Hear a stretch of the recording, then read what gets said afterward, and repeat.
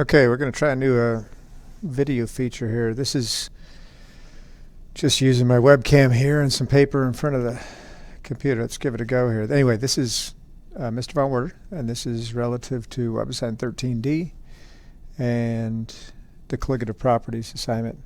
I got to take a few of the questions from WebAssign, some of which we've looked at in class, but go through them on the video here so that you have a chance to review these on your own. Might help you answer some questions, figure some things out that you might be having difficulty with on the homework. So let's get started here. I've printed out a version of this since I'm not working from the computer screen.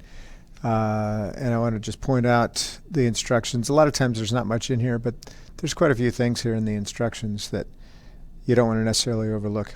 If we need them, we'll refer back to these a little bit later on. Our very first calculation down here, our very first problem, it's pretty straightforward. You'll recall the equations. In fact, let's just kind of summarize the equations up here that we talked about in class. Molality is equal to the moles of solute over the kilograms of solvent. We need that in question number 1 there. We use molality in the next two types of equations. The change in the freezing point is equal to I, which is the Van 't Hoff factor, times the Kf, which is the freezing point depression constant, times the lowercase m, which is the molality, just up here.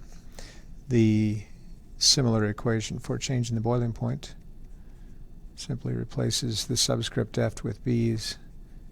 Freezing point constant, boiling point constant. Those are available for water. They are commonly used 1.86 degrees Celsius per molal and 0.512 degrees Celsius per molal. If you need them for any other substance, I think it's in problem number 9 down below, then you'll be using the values that are provided in the link to that one. Yes, it is number 9. So, and then osmotic pressure is used in the last two problems, 11 and 12. Osmotic pressure is represented by the symbol pi, and then it's equal to, again, I, the Van 't Hoff factor, at this time a capital M molarity, times R, the constant, and temperature, the Kelvin temperature. The R in this case that we use is 0.0821 liter atmosphere per mole Kelvin. And we'll take a look at one of those in a little bit as well. So remember, you can come back to this part of the video if you need to see these equations, or pause it right now. If you need to write them down on a separate sheet of paper, that's probably a good idea too. Okay, so in the first problem right here, it says to calculate the molality of each of the following solutions. It's pretty straightforward. Just from our equations up above there, molality is equal to the moles of solute over the kilograms of solvent. So just kind of plug and chug in this case. So in letter A, for example, we have 0.463 moles of solute over 1.97 kilograms of solvent. And you just run the numbers here. Let's get a calculator. It's not so beat up. 0.463 divided by 1.97. And there we are. We'll keep 3 sig figs, so that is 0.235. Lowercase m is how we would write that. And there's your answer. So in WebAssign, that'll go right there in that blank. Simple enough. You can do the rest of those, I think. Probably you could have done that probably without my assistance in that case. Question number 2 is asking you, and we talked about this one in class, so we'll kind of skip through it. These are the 4 main colligative properties that we address. Freezing point has an equation, then you'll get practice with that. Boiling point has an equation, you'll get practice with that. Osmotic pressure has an equation, you'll get practice with those 3. This one also has an equation, but we aren't going to be doing any calculations with that. We did talk about it in class because of its connection to boiling point. But check your notes on that, or check it out in the textbook. Let's move on to number 3 down here. It says calculate the freezing point with the following molalities. This is going to use that equation. Delta T F is equal to I, the Van 't Hoff factor, times Kf times the molality. The molality is given 0.120. The Kf is, these are all water solutions, so we're going to use the Kf for water, 1.86 degrees Celsius per molal. That's not something you memorize necessarily. You probably, maybe you've already learned it, but it's not something you necessarily memorize. Now the Van 't Hoff factor, in this case, there's nothing to indicate what the solution is. In that case, we're just going to have to assume that the Van 't Hoff factor is equal to 1, that it's a molecular compound, a non-electrolyte. It doesn't form any ions in solution, and so we just get a Van 't Hoff factor of 1. And that's it. I mean, you know, this is also pretty straightforward, and so we'll get the calculator and check our numbers out here. Cameras, slide it over. No, it's no better there. There we go. That's pretty good right there.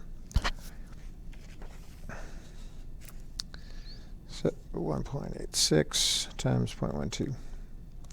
And we've got we're going to only be able to keep 3 sig figs, 0.120. So 0.223. Notice the molal unit cancels out.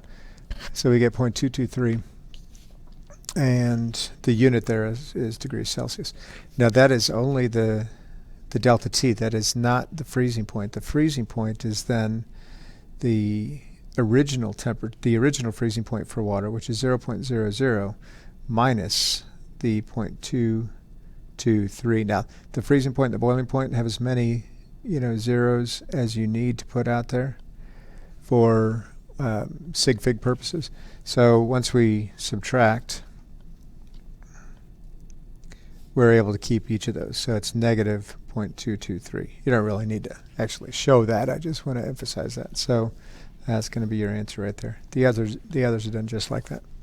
Okay, number 4, an ethylene glycol solution contains 23.6 grams of ethylene glycol, C2H6O2, in 83.2 milliliters of water. Compute the freezing point and the boiling point of the solution.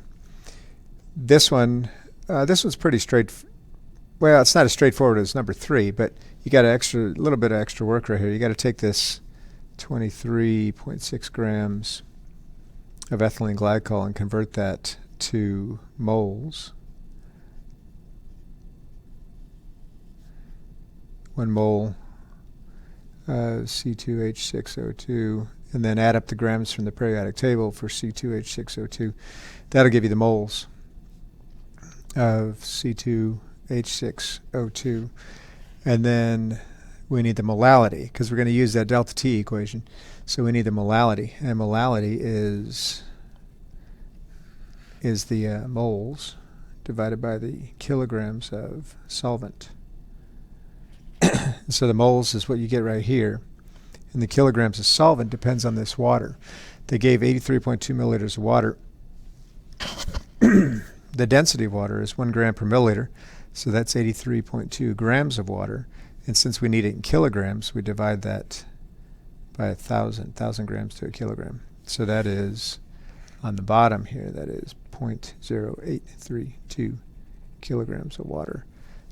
You put your moles on top, that'll give you the molality.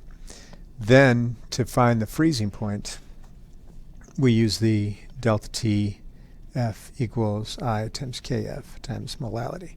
Again, in water, this is 1.86. This is the molality you just found up here.